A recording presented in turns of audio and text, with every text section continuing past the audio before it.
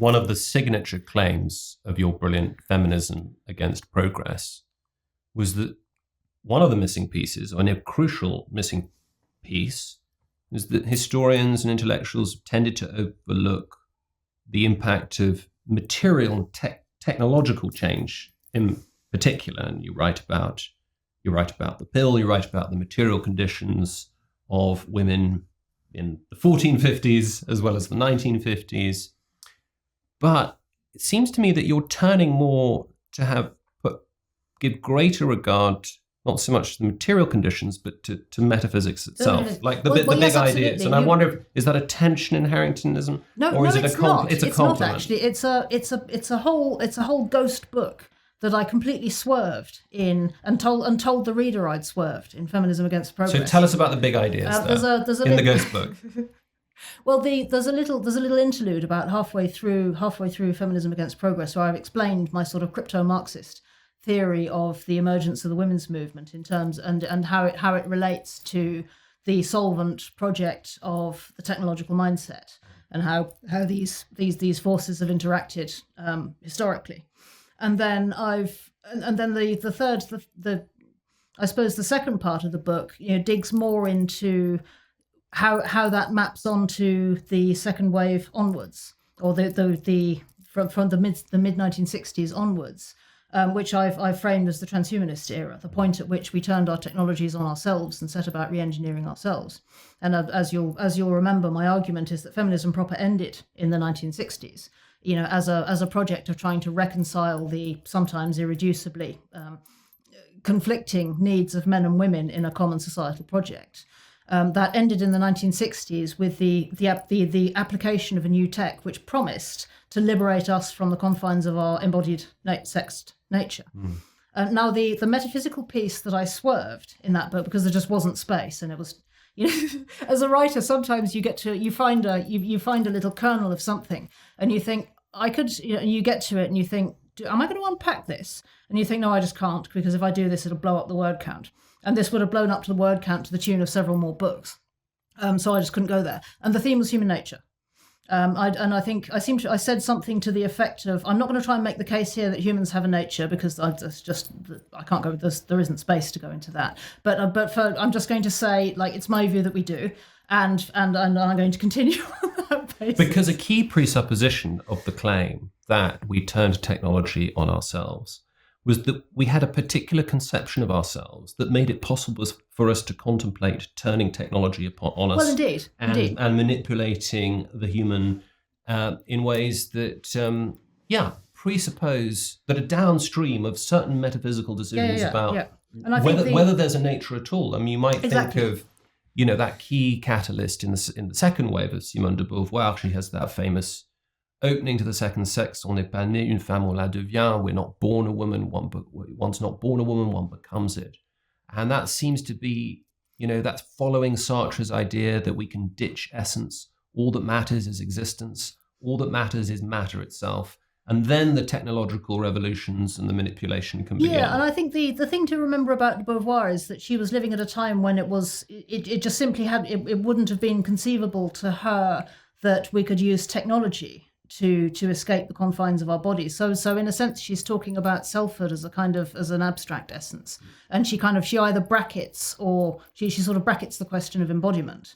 And I think, as far to my knowledge, she never had kids, and she views having children as just sort of just a calamity by definition, which is the only sort of coherent stance from the point of view of wanting to escape and just pursue. Escape essence and just pursue pure subjecthood in those terms. But it wouldn't have crossed her mind to imagine that we could somehow dissolve or re-engineer our own embodied selves. And that only really comes in the 1960s with the advent of a technology which enables us to, or seemingly to, control our own fertility. And then in rapid succession in relation to that, the legalization of abortion. Which, wherever you stand on the question of, fetal personhood and that whole very sensitive and difficult debate, settled definitively the question of whether it was freedom, whether the most important issue was women's caring embodied caring relationship to dependent infants, or women's individual freedom. And that had really been the kind of energizing polarity within feminism right from the get-go, the question of whether we wanted to get out of family life or whether we wanted to make more of a case for and accord more value and respect for family life within this new and very radically different order of modernity. And then within the 1960s, that polarity was resolved definitively in favor of autonomy. And pretty much the entire history of feminism, the women's movement since then, has been rewritten such that it was only ever always about autonomy. And now, we are now at a point where I think if the trans issue is losing salience now in the light of the Supreme Court decision recently and in the light of Donald Trump's executive orders and so on, that's, I think, plausibly because the number of fronts on which the question of re-engineering our nature could possibly be litigated is now so wide that we simply don't need these vanguardists. And if anything, the people who advocate re-engineering our nature now find the trans movement more of a liability than anything else. So there's a political prudence thing, which we just need to discard these useful confused people, because they're no longer an appealing civil rights cause, and instead, we're going to look at the question, we're going to look at surrogacy, or we're going to look at polygenic embryo selection, or we're going to look at, I don't know, in vitro gametogenesis, or there's innumerable other from a biotechnological point of view interesting and potentially lucrative avenues for transhumanist investigation, such that the political vanguardist wing of the transhumanist movement is simply no longer interested in gender confused children, and has just abandoned those unfortunate people to sink or swim. So it's obvious that autonomy and that turn to autonomy is part of the story, particularly when it comes to abortion, female emancipation. But the stress on autonomy goes way back. I mean, we see it in Locke, we see it in Kant. It is a central principle of liberalism and secular liberal humanism. But it seems as if there's something else that's happening, something else that catalyzes it. One term of yours that stuck with me, I think it's yours, is bio-egalitarianism. Yes. This idea that freedom and equality for women means sameness, identity. So that to be an emancipated actually, I think bio-libertarianism, I think, is the coinage. Okay. I think the transhumanists like to use the phrase morphological freedom. I mean, I'm taking this several stages further on than your average. So let's not. So feminist. These are plausible offshoots of a sort of liberalism in overdrive, right? Yeah. If you think of equality and liberty as being the twin engines of liberalism from the 18th century, you've got a bio-libertarianism and a bio-egalitarianism, and there's a sense that human nature is just this flat.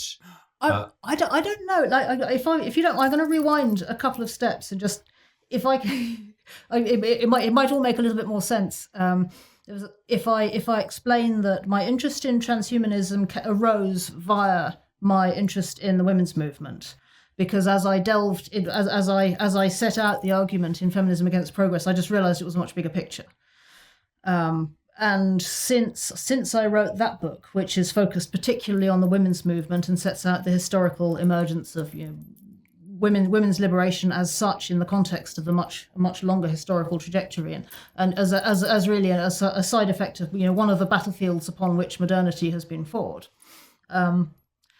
I realised that the question of how transhumanism maps onto liberal feminism and how we think about the relation between technology and our own bodies and our own nature is just so much vastly bigger a question than that of, for example, gender ideology.